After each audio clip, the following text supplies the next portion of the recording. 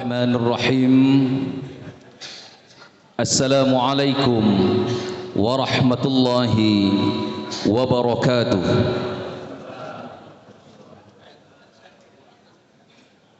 Alhamdulillahilladzi arsala rasulahu bil huda wa dinil haqq yuzhirahu 'alad dini kullihi wa kafa billahi shahida. Faqala Allah Ta'ala fil Qur'anil 'azim. A'udzu billahi minasy syaithanir rajim. Bismillahirrahmanirrahim. Laqad kana lakum fi Rasulillahi uswatun hasanah liman kana yarjullaha wal yawmal akhir wa dzakarallaha katsiran. Shadaqallahul azim. Yang terhormat Wakil Bupati Bengkalis, Hadratul Mukarram wal Muhtaram, Sahibul Fadilah Al-Ustaz Haji Abdul Khalid dari Kota Duri. Yang kami hormati anggota Forum Koordinasi Pimpinan Daerah Kabupaten Bengkalis atau yang mewakili, para pejabat pimpinan tinggi Pratama, administrator, pengawas dan fungsional di lingkup pemerintah Kabupaten Bengkalis, hadirin wal hadirat, kaum muslimin wal muslimat yang dirahmati Allah Subhanahu wa taala. Setinggi puji dan sedalam syukur kehadiran Allah Subhanahu wa taala yang dengan nikmatnya pada malam ini kita dapat berhimpun di Masjid Agung Istiqomah Kabupaten Bengkalis bersempena dalam majlis peringatan Maulid Nabi besar Muhammad sallallahu alaihi wasallam tahun 1447 Hijriah. Salawat besertakan salam kepada Nabi junjungan alam Nabi besar Muhammad sallallahu alaihi wasallam, mengharap syafaat siang dan malam dengan indahnya untayan kalam. Allahumma salli ala sayyidina Muhammad wa ala alihi wa ashabihi ajma'in. Assalamu alayka ya Rasulullah. Hadirin kaum muslimin wal muslimat yang dirahmati Allah Subhanahu wa taala, mengawali majlis peringatan Maulid Nabi besar Muhammad sallallahu alaihi wasallam malam ini, mari bersama kita dengarkan pembacaan ayat-ayat suci Al-Quranul Karim oleh Qari Faizal Azri SPDI. Kami silakan. Assalamualaikum warahmatullahi wabarakatuh.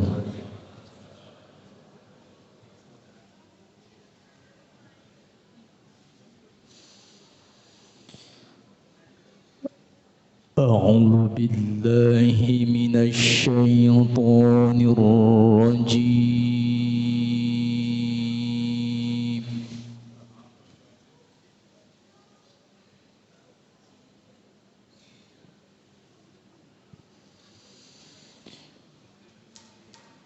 Bismillahirrahmanirrahim.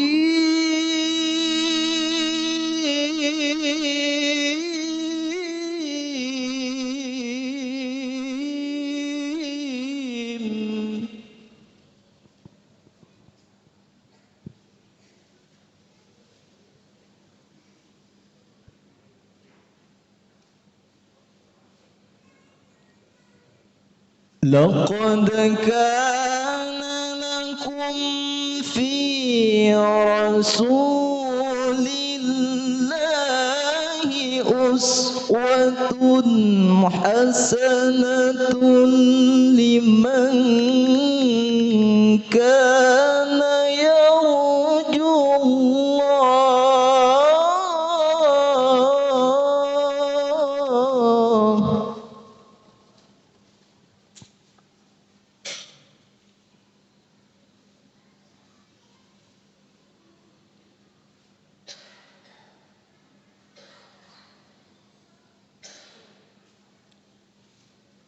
لمن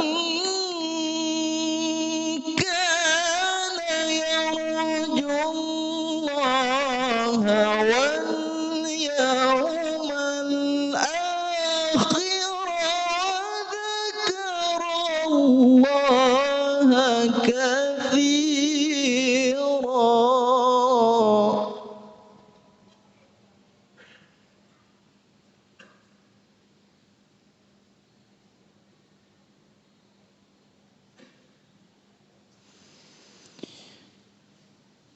Bismillahirrahmanirrahim.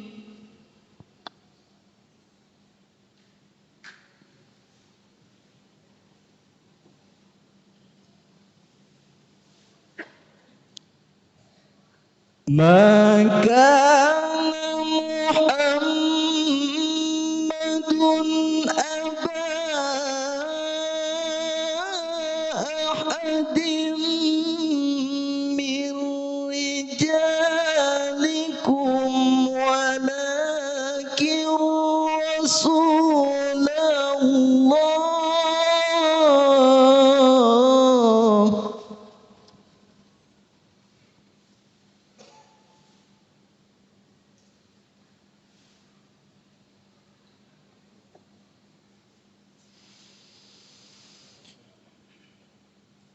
Walakin Rasulullah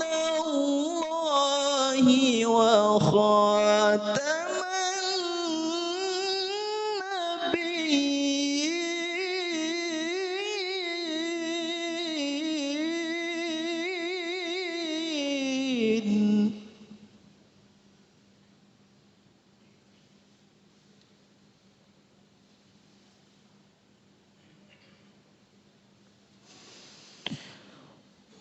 وَكَانَ اللَّهُ بِكُلِّ شَيْءٍ عَلِيمًا.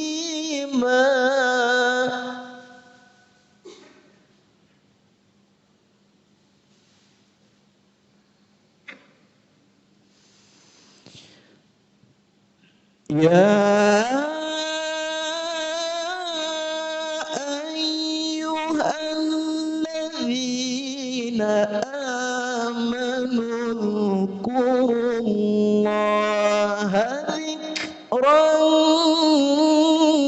كثيرا.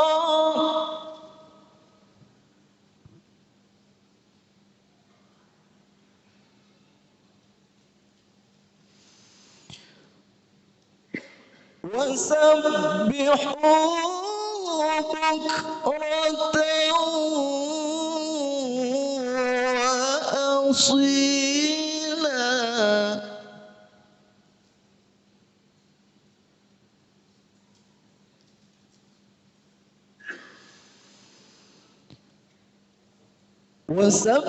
وسبحوه بكرة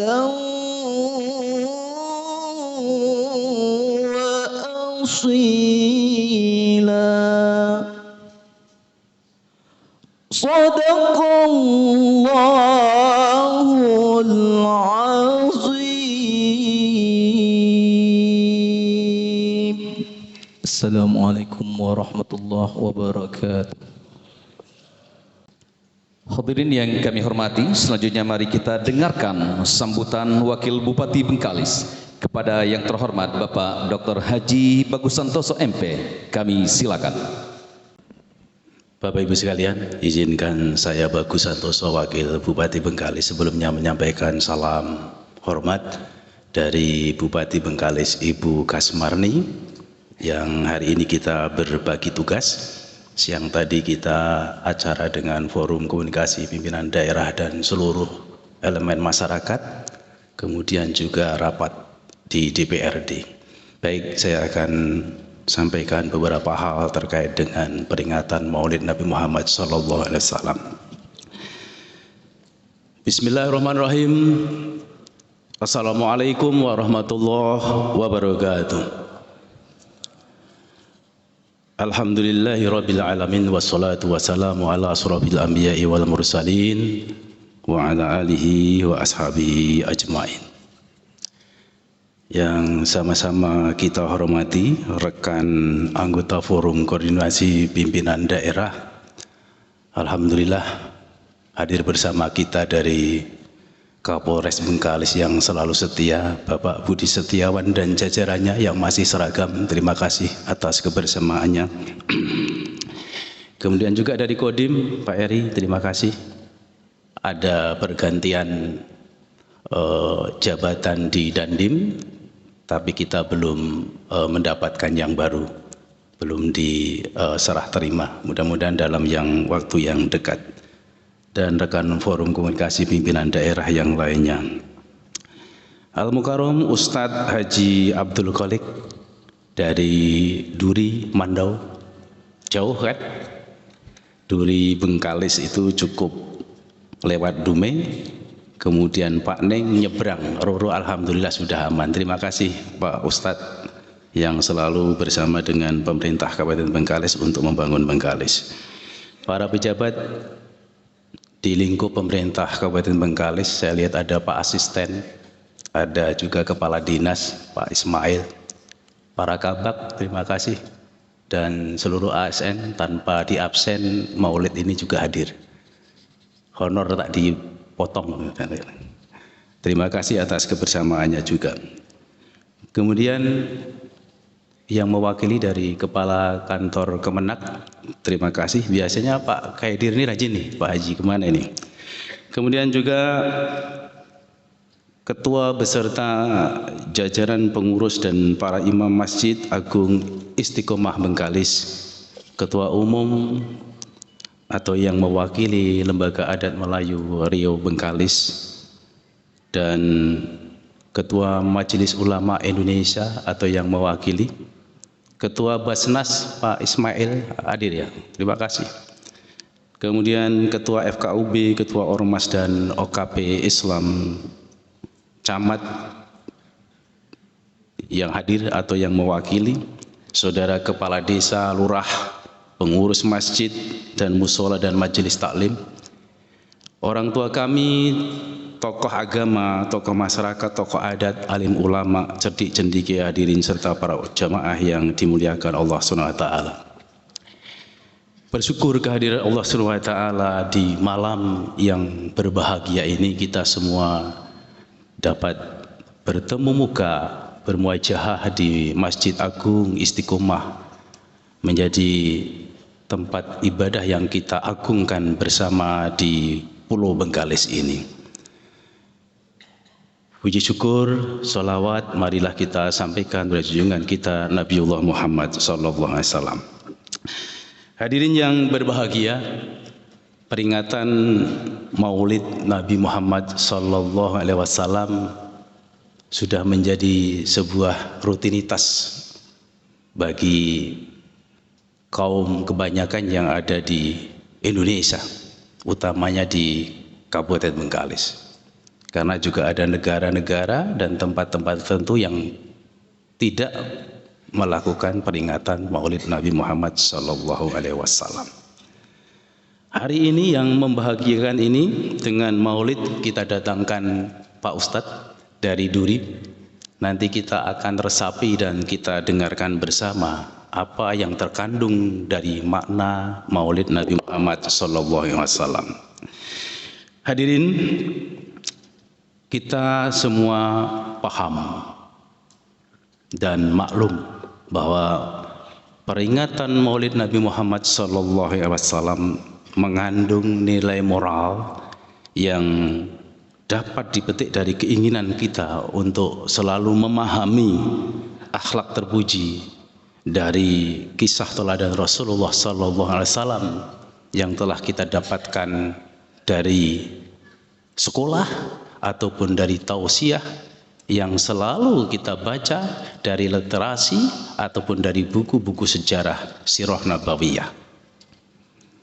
Ya, semoga kita dapat mempraktekkan apa yang telah dibuat, dicontohkan, diteladankan oleh Rasulullah SAW. Nanti akan dikupas oleh Ustadz bahwa salah satu akhlak Islam yang agung dari Nabi Muhammad adalah kemurahan hati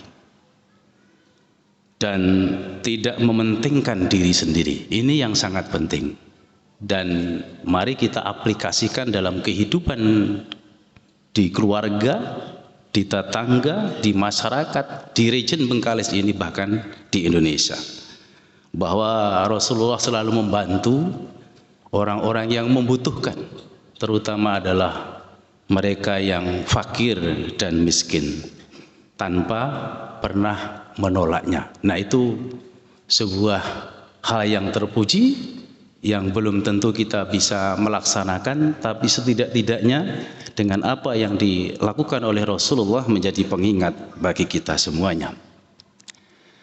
Mohon maaf Pak Ustadz, saya juga sedikit melihat apa yang terjadi ketika Maulid Nabi Muhammad. Kita tarik hikmahnya. Hikmah Nabi Muhammad mengajarkan kita pentingnya keikhlasan dalam beribadah, apalagi kesederhanaan dalam menjalani hidup. Hidup sederhana bukan berarti dia tak punya, tapi itu adalah gaya hidup yang hari ini menjadi sorotan bagi dunia, ketika antara ketimpangan pejabat dengan rakyatnya begitu tinggi, begitu jauh. Akhirnya pola yang seharusnya kita terapkan hidup sederhana menjadi sebuah hedonisme, sehingga memicu amarah dari rakyat untuk mengkritisi para pejabat itu. Dan semoga kita yang ada di Kabupaten Bengkalis melaksanakan, mengamalkan pola sederhana itu. Tidak perlu bermegah-megahan. Kaya itu adalah relatif, tapi bahagia itu adalah kebersamaan, berkata semuanya. Dan tentu kita harus sabar dan harus teguh dalam menjalankan peran kita masing-masing, job kita masing-masing untuk menghadapi segala situasi yang ada. Bapak dan hadirin sekalian, situasi dunia dan Indonesia pada saat ini penuh dengan dinamikanya. Bagaimana secara global gejolak ekonomi, kemudian juga dinamika sosial budaya, ditambah lagi kecamuk politik. Tapi mari kita tetap bersatu, kita tetap menjaga persatuan dan kesatuan untuk menjaga marwah negeri yang kita cintai, Kabupaten Bengkalis, tetap tertib, tetap aman, tetap damai. Dan kami atas nama pasangan Kasmarni Bagus Santoso memahami betul hari ini, baru-baru ini dinamikanya begitu harus kita perhatikan bersama. Kita harus kolaborasi. Apakah itu masalah Roro yang hari ini alhamdulillah sudah teratasi, begitu juga abrasi yang di sebelah utara Pulau Bengkalis di Selat Melaka, mari kita juga sama-sama perjuangkan untuk kita atasi. Dan begitu juga dengan dinamika yang berkembang, maraknya narkoba yang menjajah anak-anak muda, generasi muda kita, dengan memperingati Maulid Nabi Muhammad sallallahu alaihi wasallam bersama pemerintah, masyarakat bersinergi untuk membangun negeri ini menjadi negeri yang aman dan insya Allah menjadi negeri yang baldatun thayyibatun wa rabbun ghafur. Kami tak segan-segan pemerintah Kabupaten Bengkalis mohon doa, mohon masukan, mohon saran, sehingga dalam kepemimpinan kami Kasmarni Bagus Santoso akan selalu mendapatkan ridha Allah SWT dan kepercayaan dari rakyat, sehingga apa yang kita cita-citakan bersama akan terkabulkan. Demikian apa yang dapat kami sampaikan. Sekali lagi mari kita dengarkan tausiah dari Ustadz yang jauh kita datangkan dari Duri dengan resapi sepenuh hati. Dan saya tutup dengan sebuah pantun, belajar tajwid dalam mengaji dipadu dengan belajar makhraj. Maulid Nabi jadikan inspirasi, semoga hidup selamat dunia akhirat. Terima kasih. Billahi taufik wal hidayah. Assalamualaikum warahmatullahi wabarakatuh. Hadirin kaum muslimin wal muslimat yang dirahmati Allah Subhanahu wa taala. Selanjutnya mari kita dengarkan dan kita simak tausiah oleh Al-Mukarram Al-Ustaz Haji Abdul Khaliq, sekaligus mohon berkenannya untuk menutup dengan doa. Pada Ustaz, tafadhal mashkura. Bismillah. Assalamualaikum warahmatullahi wabarakatuh. Yang menjawab salam saya doakan mudah-mudahan rezekinya lancar, umurnya diberkahi, diberikan jalan keluar dari kesulitan, dilapangkan seluruh urusannya, dilunasi hutang-hutangnya. Banyak yang punya hutangnya. Alhamdulillahi Rabbil Alamin, wabihi nasta'in ala umurid dunya wad din. Asyhadu an la ilaha illallah wahdahu la syarika lah, al-malikul haqqul mubin, wa asyhadu anna muhammadan abduhu wa rasuluh sadiqul wa'dil amin. Allahumma salli wa sallim wa barik ala sayyidina Muhammad wa ala alihi wa sahbihi ajma'in. Amma ba'du. Yang terhormat Bapak Wakil Bupati Bengkalis, Bapak Haji Bagus Santoso. Yang terhormat Bapak-bapak yang tergabung dalam forum koordinasi pimpinan daerah Kabupaten Bengkalis. Yang terhormat Bapak dan Ibu para pejabat di lingkup Kabupaten Bengkalis. Yang terhormat Ketua Lembaga Adat Melayu Riau Kabupaten Bengkalis yang hadir. Kemudian yang saya hormati Ketua Majelis Ulama Indonesia Kabupaten Bengkalis, Ketua Basnas, hadirin wal hadirat jamaah rahimakumullah yang tidak dapat saya sebutkan satu persatu. Bersyukur kita kepada Allah Subhanahu wa taala di atas setiap nikmat yang diberikannya. Nikmat Allah sangat banyak, tidak bisa kita hitung dan tidak mungkin pula mampu untuk kita bayar. Man lam yashkuril qalil lam yashkuril katsir.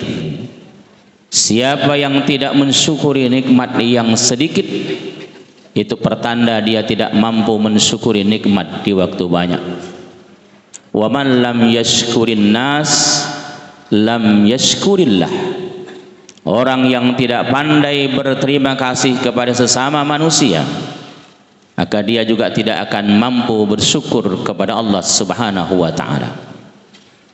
Hidup kita berada di dalam lingkaran nikmat Allah. Kapan dan dimanapun kita berada, di situ ada nikmatnya. Bahkan kita tidak bisa hidup tanpa nikmat Allah. Sesungguhnya kematian pun adalah sebuah kenikmatan bagi orang-orang yang beriman. Mati itu adalah nikmat. Berawal pada saat kita terbangun dari tidur, kemudian kita melakukan aktivitas, kegiatan, pekerjaan dalam kehidupan, sampai akhirnya kita tidur kembali di waktu malam. Sesungguhnya tidur itu adalah nikmat Allah. Bangun tidur juga nikmatnya. Kenapa tidur disebut sebagai sebuah kenikmatan?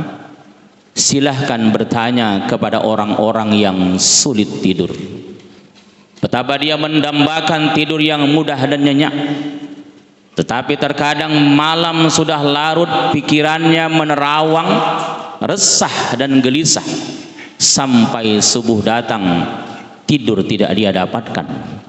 Bahkan hari ini banyak di antara kita untuk tidur saja harus dengan rela mengeluarkan biaya.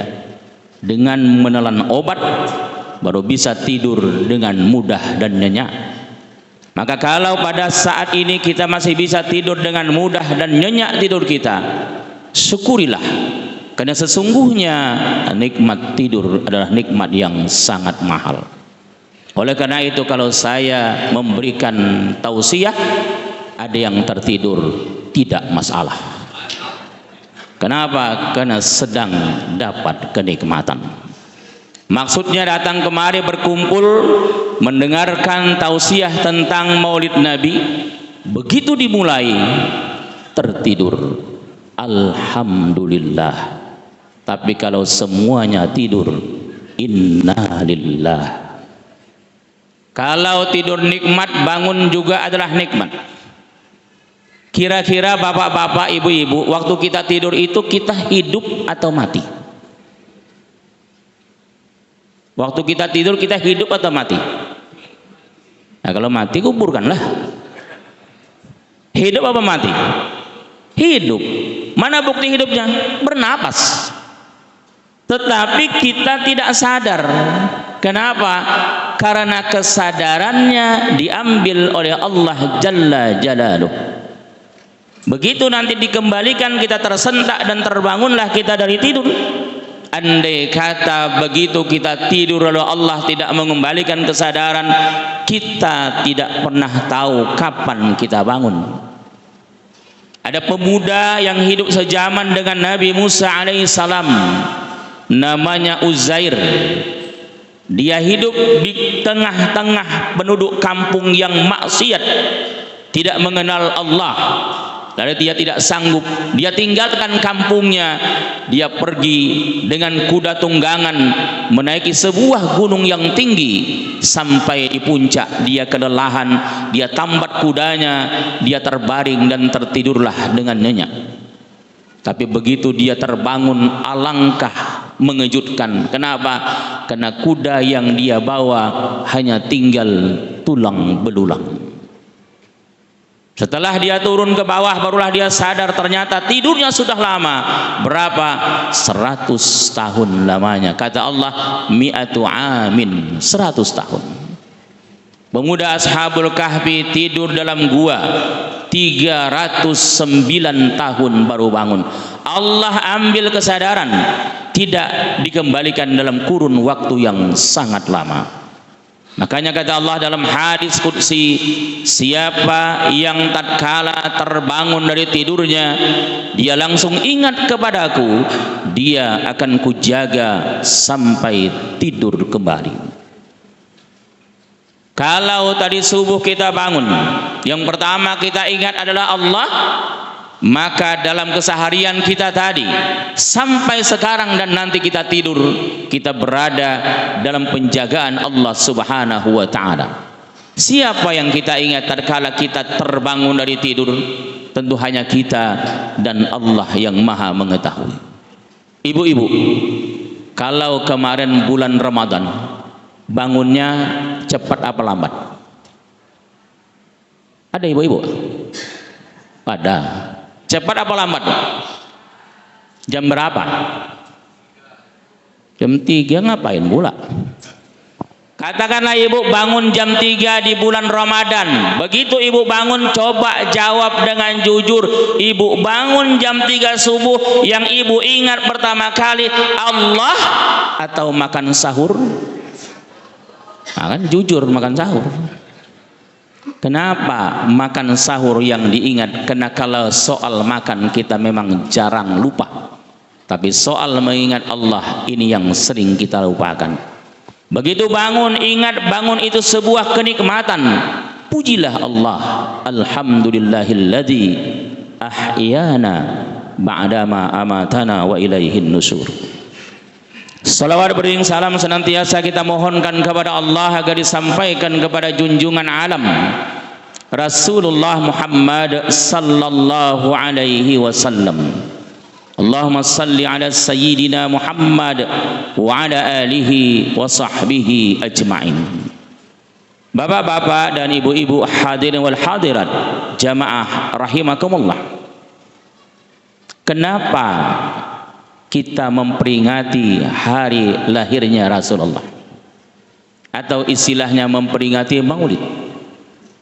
Setidak-tidaknya dengan memperingati Maulid ini kita lebih mengenal siapa sebenarnya junjungan kita Rasulullah Muhammad sallallahu alaihi wasallam. Kenapa? Karena hari ini sudah banyak yang tidak mengenal Rasul lagi.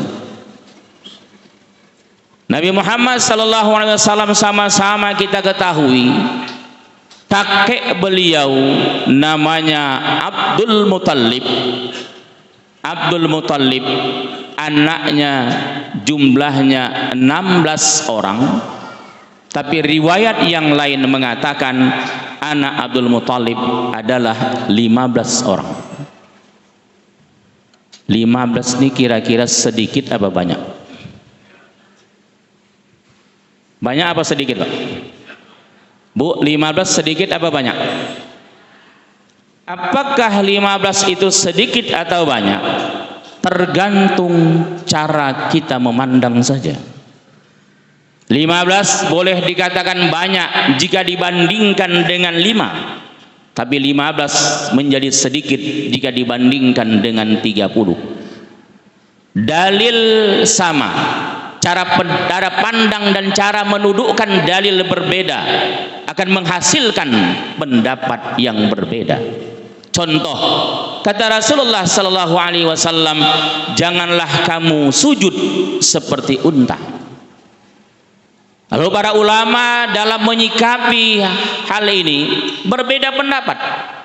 Sebahagian mengatakan sujud itu hendaklah mendahulukan lutut baru tangan, sebab kalau tangan itu adalah unta.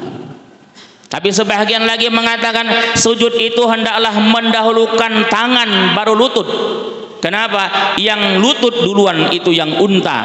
Alasannya karena kaki depan unta itu adalah lutut, sebab unta tidak pernah punya tangan.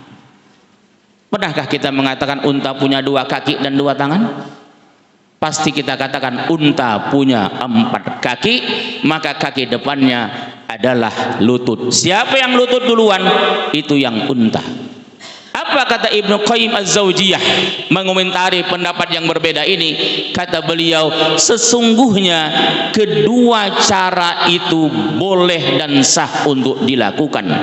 Mau sujudnya lutut duluan bagus, mau tangan duluan tidak masalah. Yang tidak boleh itu adalah jika sujudnya muka duluan. Nggak percaya? Coba langsung tersungkur. Jadi apakah 15 itu sedikit? Bisa dikatakan sedikit, juga bisa dikatakan banyak. Ada sahabat Nabi namanya Anas bin Malik. Anas bin Malik adalah anak yatim. Ibunya Ummu Sulaim membawa Anas bin Malik menemui Rasulullah. Sampai di rumah Rasul, kata ibunya, ya Rasulullah, anak saya ini namanya Anas, ayahnya Malik sudah lama meninggal dunia. Ya Rasulullah, doakanlah anak saya ini. Apa kata Nabi? Allahumma akthir malahu wa waladahu wa barik lahu. Anas masih anak-anak, masih anak-anak. Apa kata Nabi? Ya Allah, banyakkanlah harta Anas, banyakkan pula anaknya, dan berkahilah ia. Puluhan tahun kemudian barulah doa Nabi ini dikabulkan. Anas berumah tangga, dia punya kebun kurma. Kebun kurmanya unik. Di mana keunikannya? Bapak dan Ibu para jamaah perlu ketahui bahwa kurma hanya berbuah di musim panas. Tidak ada kurma berbuah di musim dingin. Tapi kurma Anas bin Malik berbuah di musim dingin maupun musim panas, tidak pernah berhenti. Panas dingin tetap berbuah. Dan Anas bin Malik punya anak yang sangat banyak. Berapa jumlah anaknya? Lebih kurang 100 orang. Dalam pikiran bapak-bapak saya paham, kalau 100 orang anaknya berapa istrinya? Kan itu. Tapi ini nggak usah kita bahas, nanti tersinggung orang belakang. Jamaah rahimakumullah. Jadi lahir Nabi dari rahim seorang perempuan bernama Aminah. ayahnya sudah lama meninggal dunia. Abdullah punya saudara yang masih hidup waktu itu, namanya Abu Talib, Abbas, Abu Lahab, dan Hamzah yang menjadi syuhada dalam perang Uhud. Nabi diberi nama dengan nama Muhammad oleh kakeknya. Ternyata nama Muhammad itu merupakan nama yang sangat asing di kota Mekah. Sehingga timbul pertanyaan, ya Abdul Muttalib, kenapa engkau beri cucumu dengan nama seperti itu? Kata Abdul Muttalib, mudah-mudahan dia menjadi orang yang terpuji. Jamaah rahimakumullah, maka berkaitan dengan anak yang baru lahir, apa yang harus kita lakukan terhadap anak yang baru lahir? Kata Nabi, akikahkanlah ia dengan menyembelih 2 ekor kambing untuk anak laki-laki, 1 ekor untuk anak perempuan. Orang bertanya, kenapa berbeda laki-laki 2 ekor, perempuan 1 ekor? Jawabannya, laki-laki tanggung jawabnya jauh lebih berat dibandingkan perempuan.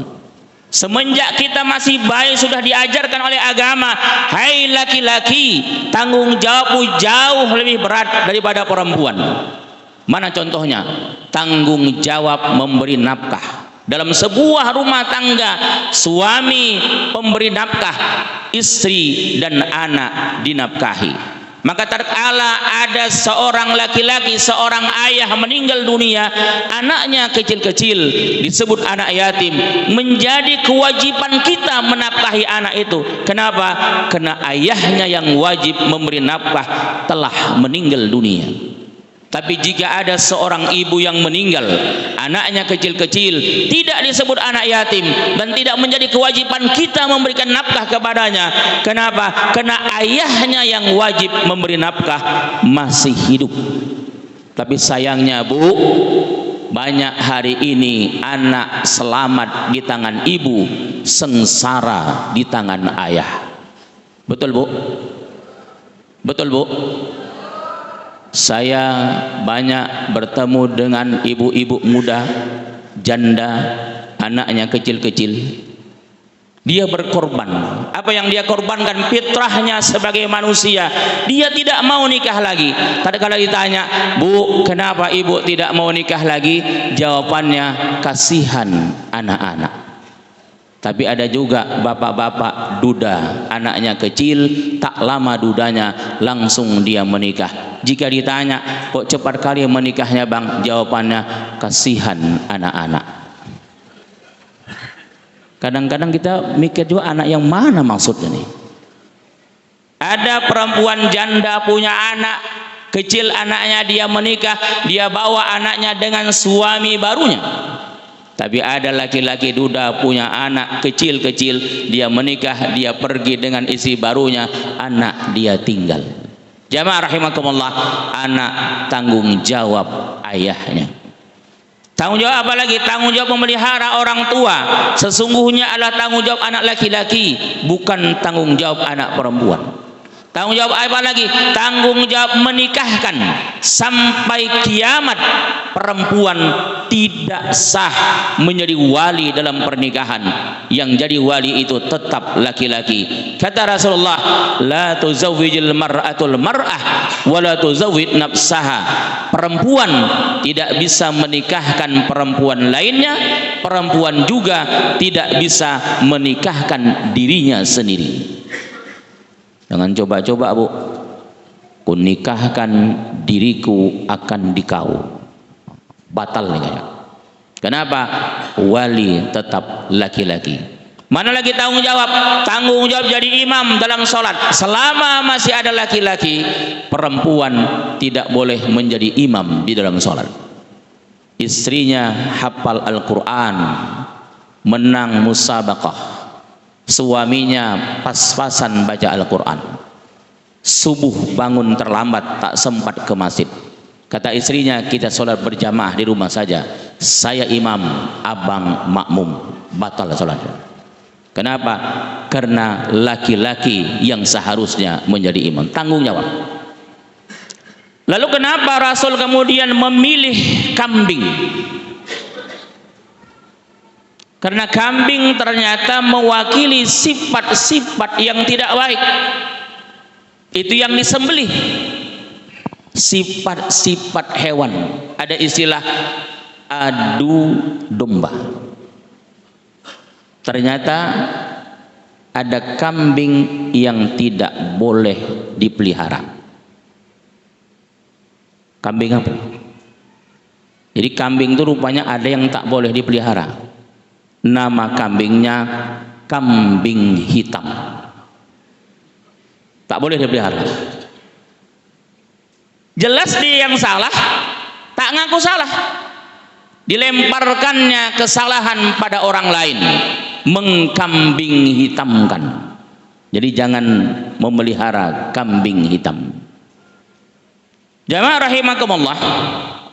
Kemudian di hari mengakikahkan itu, tabalkanlah namanya. Beri nama kepada anak dengan nama yang baik, karena nama adalah doa. Bukan harus dari Al-Quran, bukan harus berbahasa Arab. Sebab dari Al-Quran pun bahasa Arab pun kalau salah bahaya juga. Apalagi kita orang Indonesia, nama tuh suka dipotong-potong. Nama orang bagus Khadijah panggilnya Waijah. Nama orang Umar panggilnya Mar. Yang menyedihkan nama orang Abdullah, hamba Allah, dipanggil pula Pak Dollah. Apa Dollah? Dollah sesat. Pak sesat tadi. Jamaah rahimakumullah. Jadi beri nama kepada anakmu dengan nama yang baik, karena nama adalah doa. Kemudian di hari mengakikahkan itu, cukurlah rambutnya. Hari ini saya perhatikan, terutama di tempat kami di Duri, sangat langka orang tua yang mencukur rambut bayi. Padahal sesungguhnya rambut bawaan lahir itu harusnya dibuang. Dan para pakar-pakar kesehatan mengatakan itu sangat baik. Paling tidak bisa terhindar dari penyakit kulit kepala. Setelah dicukur habis, lalu ditimbang. Kemana menimbangnya? Numpang di toko emas. Berapa gram?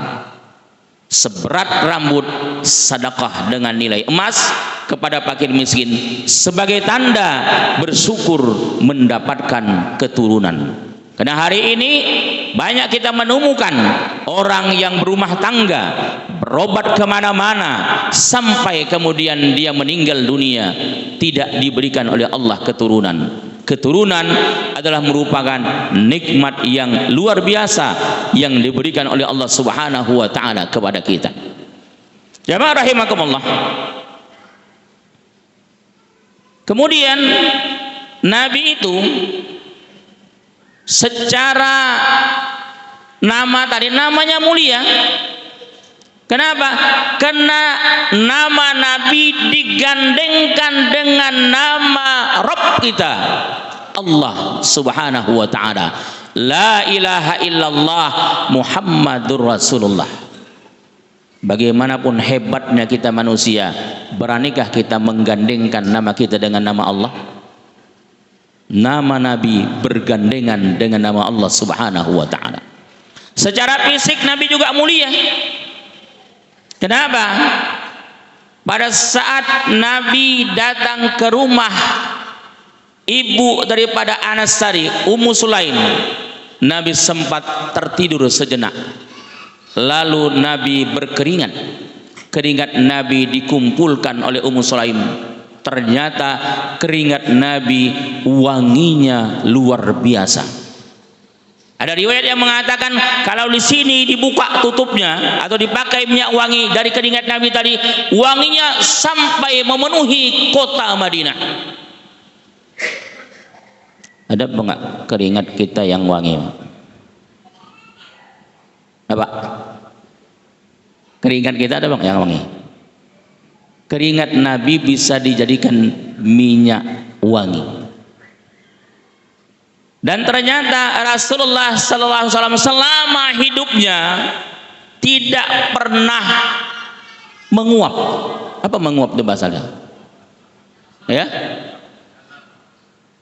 Ya, tanda apa tuh? Tanda ngantuk kan? Tak pernah Nabi menguap sepanjang hidupnya. Itu makanya kita diperintahkan kalau menguap itu ditutup mulut. Dengan apa? Dengan telapak tangan. Sunnahnya dengan telapak tangan kiri.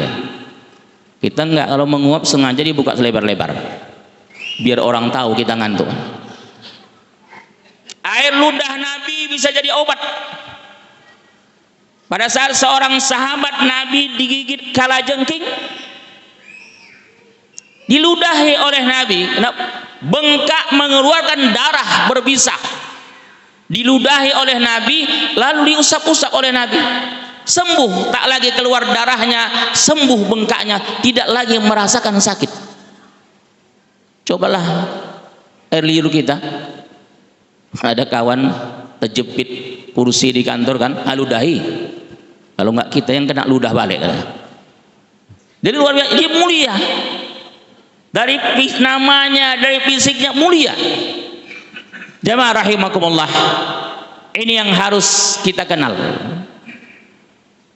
Nabi setelah ditinggalkan oleh ibunya Aminah, dipelihara oleh kakeknya Abdul Muthalib. Ini yang saya sampaikan, bahwa dalam skala keluarga, jika seorang ayah meninggal dunia, dia punya anak yatim, maka siapa yang paling bertanggung jawab dalam skala keluarga, skala kecil? Kakek dari pihak ayahnya. Kalau itu sudah tidak ada, siapa yang paling bertanggung jawab? Saudara laki-laki ayahnya. Makanya tatkala Abdul Muthalib meninggal dunia, yang memelihara Nabi Abu Talib. Abu Talib adalah saudara kandung Abdullah. Sampai kemudian berusia 25 tahun, Nabi menikah dengan seorang perempuan Mekah bernama Khadijah, yang ahli sejarah mencatat ada dua pendapat. Pendapat pertama, usia Khadijah 40 tahun. Pendapat yang kedua mengatakan usia Khadijah 29 tahun. Sudah 2 kali janda, tidak punya keturunan. Nabi nikahi. Berapa maharnya? Bermacam-macam pendapat. Ada mengatakan maharnya 40 ekor unta. Tapi rata-rata Nabi menikahi istrinya itu rata-rata maharnya adalah 20 ekor unta. Pada saat Nabi menikah dengan seorang perempuan bernama Ramlah binti Abi Sufyan, yang lebih akrab dipanggil dengan Ummu Habibah, maharnya 400 dinar. Berapa uang? Sudah mencapai angka 1 miliar. Bu, oh bu, waktu ibu dinikahi bapak dulu berapa maharnya? Hah? Berapa bu? Seperangkat alat sholat, dibayar, menyeburkan tunainya pakai irama pula, tunai. Kalau suami ibu waktu itu orang kaya, maka dia adalah orang yang bakhil. Kenapa? Karena mahar adalah sedekah pertama seorang suami kepada istrinya. Mahar tidak boleh dimahal-mahalkan. Bagi siapa? Bagi orang yang tak mampu. Bagi orang yang mampu, kenapa tidak? Ada seorang perempuan datang saat Nabi sedang duduk-duduk dengan para sahabat. Kata perempuan itu, "Ya Rasulullah, nikahilah saya." Ternyata banyak perempuan-perempuan zaman dahulu ingin menjadi istri Nabi. Kenapa? Karena mereka paham sebuah kemuliaan tatkala menjadi bahagian dari keluarga Rasulullah sallallahu alaihi wasallam. Berebut-rebut perempuan minta nikahi, kalau Nabi mau dinikahi, kalau tidak ya tidak. Saya Pak sampai hari ini belum pernah ada perempuan datang minta nikahi. Assalamualaikum Pak Ustaz. Waalaikumsalam. Apa kabar? Nikahi saya Pak. Belum pernah. Kalau ada mungkin mikir juga saya. Entah kalau Pak asisten ada. Jadi pada saat itu Nabi nampak oleh para sahabat tidak mau menikahi. Apa kata sahabat? Ya Rasulullah, jika engkau tidak mau menikah dengan maharnya 1 unit rumah tipe 36 dibayar kredit, boleh. Apa konsekuensinya? Ada. Kalau mahar kredit ada konsekuensi. Bapak-bapak dan ibu-ibu para jamaah, saya yakin semua kita pernah mendengar banyak ustadz yang berceramah mengatakan hadis Nabi, jika seorang perempuan, seorang istri diajak suaminya berhubungan lalu dia menolak, maka perempuan atau istri akan dikutuk oleh malaikat sampai terbit fajar. Berapa jumlah malaikat? Tapi istri yang maharnya belum lunas, kalau dia menolak tidak berdosa. Mohon maaf Bang, mahar belum lunas. Jamaah rahimakumullah. Nabi mengatakan memilih pasangan itu ada kriteria. Berapa? 4. Bapak-bapak bakal punya menantu yang belum. Ibu juga demikian. Adik-adik saya remaja juga demikian. Tatkala ibu dan bapak punya anak gadis, lalu ada laki-laki yang suka dengan anak kita, datang dia ke rumah kita, dia menyatakan keinginannya untuk menikah dengan anak kita. Pertanyaan apa yang kita sampaikan? Coba jawab lo jujur, apa yang kita tanya? Hah? Kerja. Kalau di duri pekerjaan tak ditanya orang, Pak. Apa yang ditanya? Tadi datangnya naik apa? Kata itu yang ditanya. Pernahkah kita menanya kepada calon menantu kita, kamu mau menikahi anak saya? Apakah sudah berapa kali menghatamkan Al-Quran? Fasihkah membaca Fatihah? Bisakah menjadi imam dalam sholat? Kenapa? Menikahkan anak perempuan pada hakikatnya adalah sebuah pelimpahan tanggung jawab. Begitu anak perempuan kita nikahkan, kata saksi sah. Kan ngangguk saksinya. Maka saksi itu syaratnya lehernya tidak kaku, itu aja. Syarat jadi saksi nikah kan tidak kaku, yang penting ngangguk dia. Sah kata saksi, maka tanggung jawab orang tua habis. Dia menjadi tanggung jawab suaminya, kemana akan dibawa, kiri kanan, sesat selamat, surga neraka, suami yang menjadi penentu. Jamaah rahimakumullah. Maka kata Nabi, pertama pilihlah pasangan itu yang banyak hartanya, lijamaliha, maaf limaliha, yang banyak hartanya. Ini hadis Nabi. Memilih pasangan, pilih yang banyak hartanya. Kenapa Nabi menyuruh memilih yang banyak hartanya? Karena Nabi kita Muhammad sallallahu alaihi wasallam sangat paham tidak ada orang yang ingin jadi miskin. Semua kita berambisi untuk jadi orang kaya. Maka pilihlah pasangan yang banyak hartanya. Yang kedua kata Rasulullah, pilihlah yang cantik atau ganteng. Juga dambaan kita, ibu-ibu dulu ingin dapatkan suami ganteng, bapak-bapak juga demikian, berharap dapat istri cantik, walaupun kadang-kadang kenyataannya berbeda. Yang dapat istri cantik, alhamdulillah.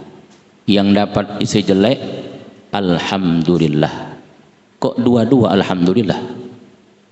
Keputusan Allah adalah baik untuk kita. Kata bapak yang istrinya cantik, alhamdulillah istri saya cantik, sehingga kalau saya keluar rumah jauh, saya pergi, saya bertemu dengan perempuan-perempuan cantik, saya tidak akan tergoda karena istri saya di rumah juga cantik. Kata bapak yang istrinya jelek, alhamdulillah istri saya jelek, sehingga kalau istri saya yang bepergian, saya tidak pernah curiga dan khawatir, karena saya yakin tidak ada yang suka kecuali saya sendiri. Keputusan Allah itu baik.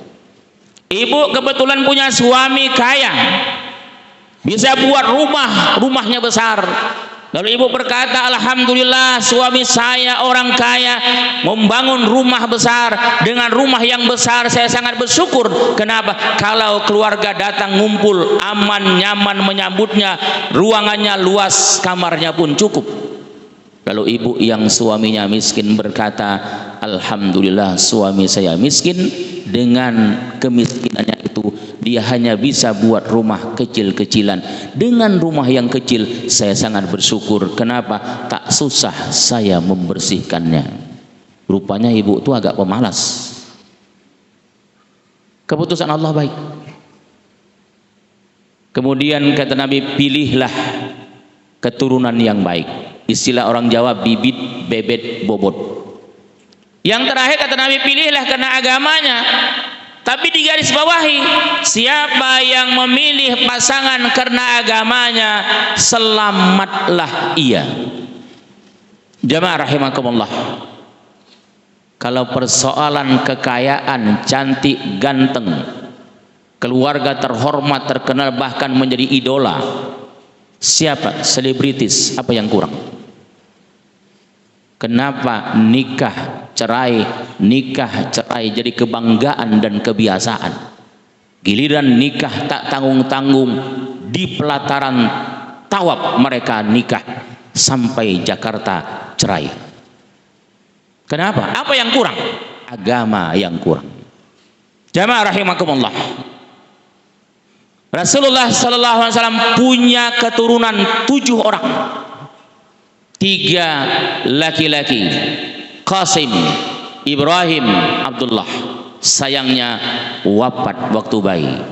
Rasul punya anak perempuan 4 orang, Zainab, Ruqayyah, Ummu Kalsum, Fatimah. Keempat anak ini sampai dewasa dan berumah tangga. Usia ke-40. Saat Nabi berada di sebuah jabal, namanya Jabal Nur. Di atasnya Jabal Nur itu ada gua, tapi bukan di puncaknya. Jadi Jabal Nur itu ada gua namanya Gua Hira, bukan di puncaknya. Kenapa? Karena saya sudah sampai ke puncak Jabal Nur itu. Tengah malam saya sampai, ternyata di atas banyak orang jualan kopi. Turun lagi sedikit ke bawah, di situ ada gua.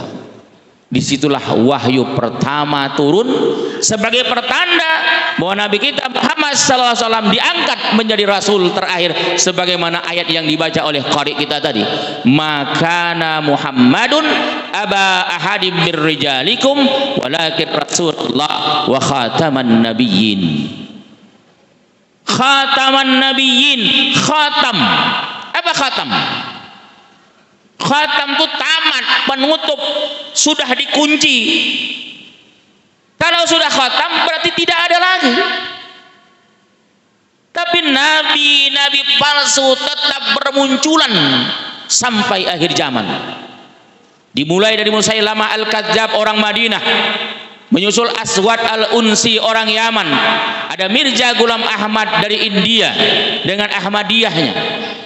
Lalu di Indonesia bermunculan nabi-nabi palsu, menghebohkan Jakarta. Seorang perempuan bernama Lia Aminuddin dengan agama ciptaannya namanya agama Salamullah.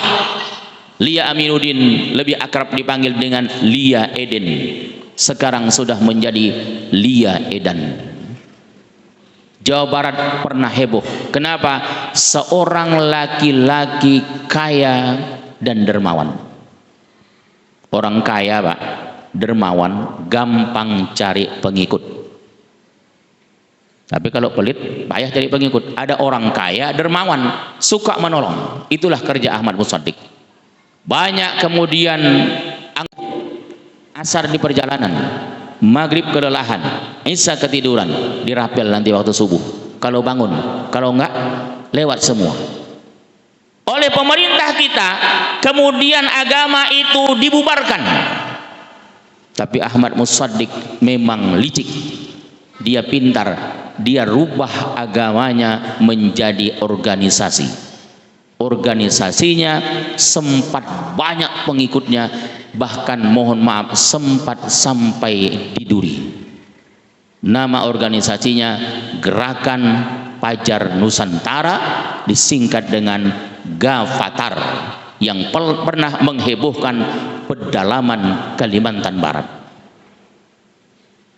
Kemudian setelah itu muncul lagi nabi palsu di Pulau Jawa dengan agama Jasun. Jasun katanya singkatan Jawa Sunda, dengan nabinya bernama Tugimin. Ya Allah, kalau di Bengkalis lahir nabi namanya Solihin, masih lumayan namanya kan. Ini Tugimin ngaku jadi nabi.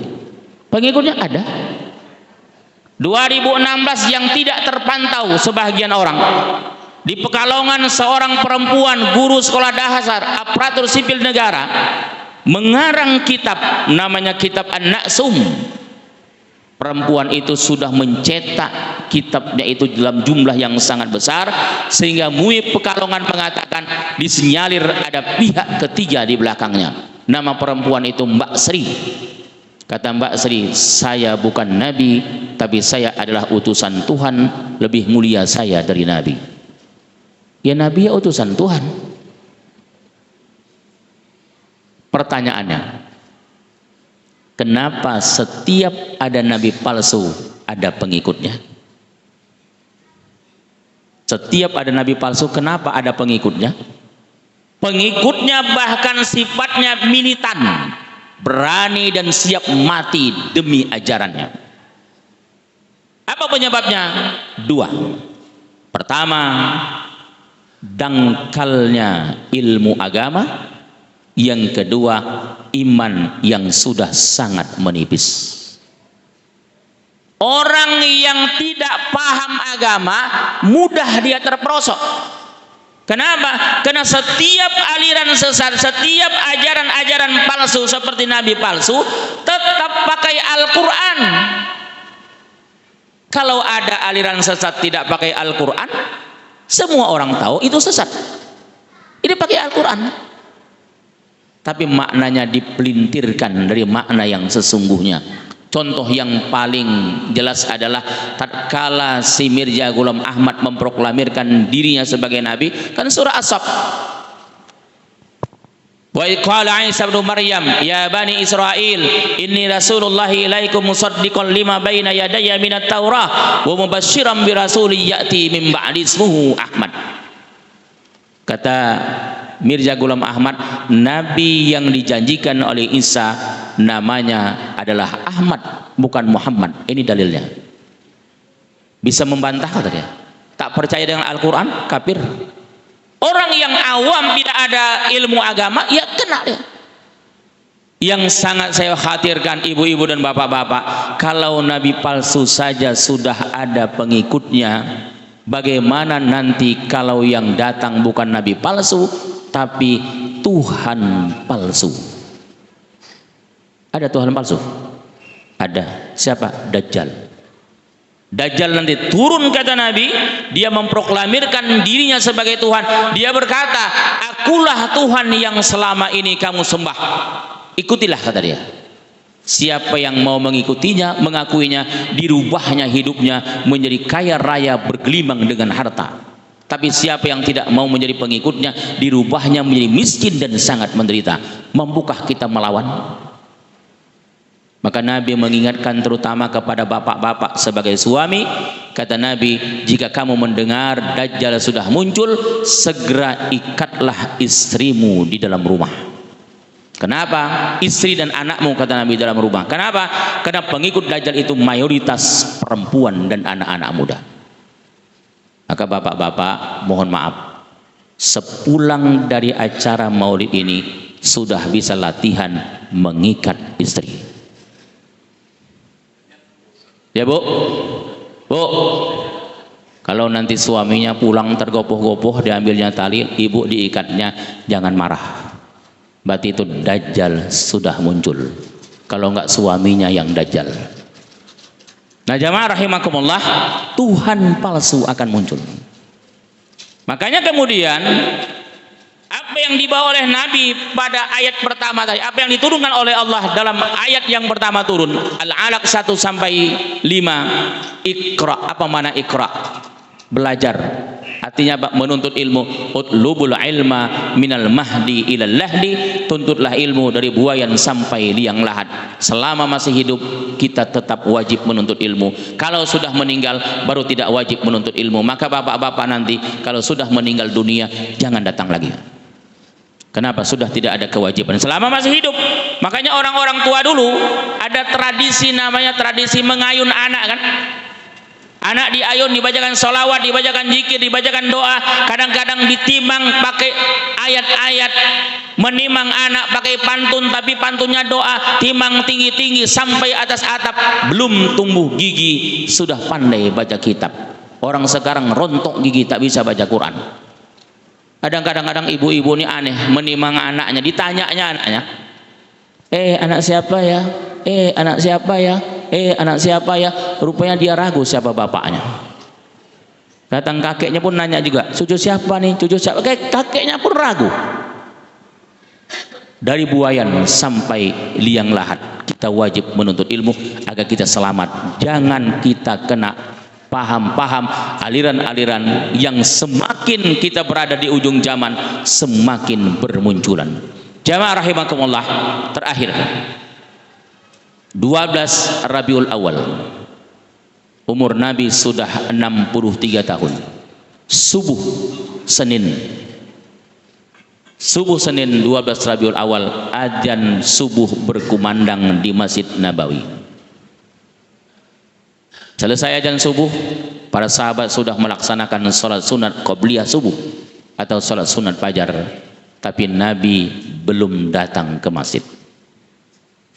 Ditunggu, terus ditunggu, karena sahabat tidak akan berani qamat kalau tidak diperintah oleh Nabi. Nabi datang ke masjid, kalau jamaahnya banyak kata Nabi qamat, kalau masih sedikit kata Nabi tunggu sebentar. Kalau imam kita terlambat datang ditunggu apa enggak? Di sini lambat imamnya datang ditunggu apa enggak? Biasanya enggak ditunggu. Kenapa? Ditunggu pun tak datang tak enggak kan itu. Ada Nabi rumahnya di sebelah Masjid Nabawi. Sudah lama berlarut-larut belum datang juga Nabi, khawatir sahabat. 2 orang datang menjenguk Nabi ke rumah, ternyata beliau sudah terbaring lemah di tempat tidurnya, tubuhnya panas, sudah berwudu, tetapi sudah terjatuh 2 kali di tempat wudunya. Melihat 2 sahabat datang, Nabi minta dipapah, dibawalah ke masjid. Tak mampu berjalan harus dipapah, terseret-seret kakinya di bebatuan, tak bisa lagi berdiri, sholatnya harus duduk. Ada riwayat mengatakan menjadi imam, tapi ada riwayat yang lain mengatakan tidak menjadi imam. Hari itu Nabi meninggal dunia di waktu pagi. Di hari beliau terakhir hidup, dalam keadaan kesulitan, kepayahan, kesusahan, tak mampu lagi berjalan sendirian, harus dipapah, tak bisa berdiri, harus duduk sholatnya, tapi tetap beliau ke masjid melaksanakan sholat berjamaah. Adakah hari ini orang yang dipapah-papah mau ke masjid? Yang sakit mau ke masjid? Sehat saja tidak mau ke masjid, apalagi sakit, apalagi sampai dipapah-papah. Tapi yang anehnya ada orang sehat tak mau ke masjid, sakit pun tak mau ke masjid, giliran dimasukkan ke dalam tandu, dibawa ke masjid, kok mau? Enggak protes dia, diam aja. Tapi bukan untuk sholat, malah untuk disolatkan. Alangkah memalukan jika kita ke masjid hanya untuk disolatkan. Jamaah rahimakumullah, maka apa yang harus kita lakukan hari ini? 3 saja. Pertama, tingkatkan kualitas ibadah. Perlunya ilmu tadi. Kalau tidak ada ilmu, sesat, dan kalau tidak ada ilmu, amal kita bisa salah. Saya berikan contoh. Kejadian di Kota Duri mungkin sekitar 3 atau 4 tahun yang lalu. Sholat zuhur berjamaah. Rakaat yang kedua, bapak-bapak sholat kan biasa bawa HP di dalam saku. Waktu sholat HP berdering berulang-ulang. Secara hukum fikih boleh mematikannya. Kenapa? Mengganggu orang lain, mengganggu kita, mengganggu jamaah. Berdering berulang-ulang, lagu India pula.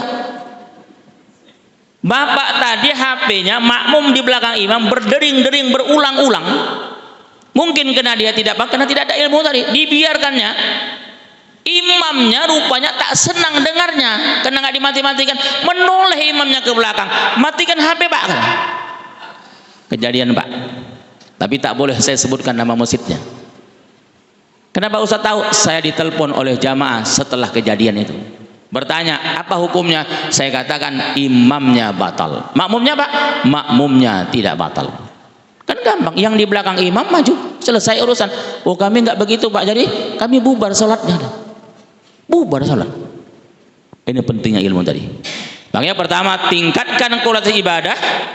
Kemudian dekatkanlah diri kepada Allah kapan dan dimanapun kita berada. Ketiga, perbanyaklah amal soleh, itu yang akan kita bawa menghadap Allah Subhanahu wa ta'ala. Mudah-mudahan bermanfaat. Terima kasih, mohon maaf, wallahu alam. Mari kita tutup dengan bermunajat, berdoa, memohon kepada Allah. Mudah-mudahan niat kita disampaikan, hajat kita dikabulkan, kita berada di dalam ridha Allah Subhanahu wa ta'ala. Na'udzubillahi minasyaitonir rajim. Bismillahirrahmanirrahim. Alhamdulillahi rabbil alamin. Wassalatu wassalamu ala asyrafil anbiya'i wal mursalin wa ala alihi wa sahbihi ajma'in. Amin ya Allah, ya Rahman, ya Rahim, ya Maulana, ya Rabbal alamin. Allahumma salli wa sallim wa barik ala sayyidina Muhammadin salatan tunjina biha min jami'il ahwali wal afat. وتقضي لنا بها من جميع الحاجات وترفعنا بها عندك على الدرجات وتطهرنا بها من جميع السيئات وتبلغنا بها أقصى الغايات من جميع الخيرات في الحياة وبعد الممات إنك أنت السميع قريب مجيب الدعوات آمين يا الله ويا قاضي الحاجات تسليما كثيرا برحمتك يا أرحم الراحمين. اللهم اغفر لنا ذنوبنا ولوالدينا وارحمهم كما ربونا صغارا ولجميع المؤمنين والمؤمنات والمسلمين والمسلمات برحمتك يا أرحم الراحمين. اللهم أنزل الرحمة والمغفرة والأمن والهداية والتوفيق والصحة والسلامة علينا وعلى هذه الجماعة. اللهم اجعل جمعنا هذا جمعا مرحوما وتفرقنا من بعده يا الله تفرقا معصوما.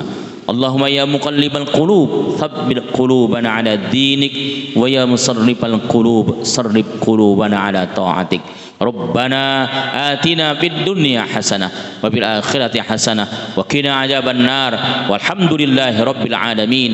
تقبل الله منكم منا ومنكم تقبل يا كريم. بالله التوفيق والهداية والعفو منكم والسلام عليكم ورحمة الله وبركاته. Akhirnya sebagai pemandu acara kami mohon undur diri. Terima kasih atas kebersamaannya. Wassalamualaikum warahmatullahi wabarakatuh.